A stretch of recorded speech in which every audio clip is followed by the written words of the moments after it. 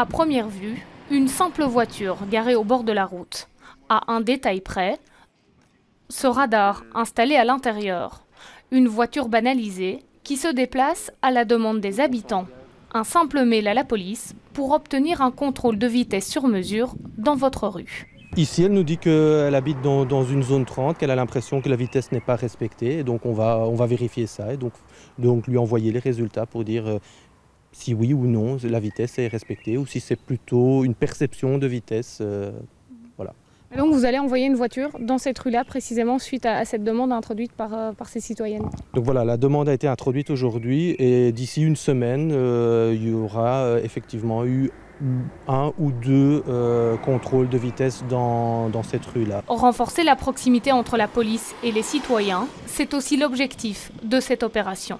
Des habitants qui deviennent acteurs de leur propre sécurité et qui voient plutôt d'un bon œil cette collaboration avec la police.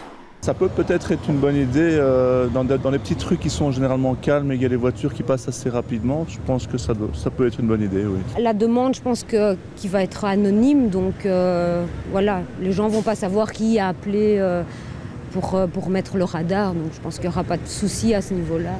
L'opération On Flash aussi dans ma rue est lancée uniquement dans la zone Uccle-Boisfort-Oderghem.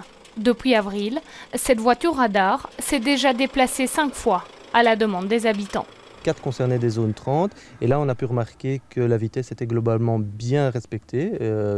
90% des conducteurs respectaient les limitations de vitesse.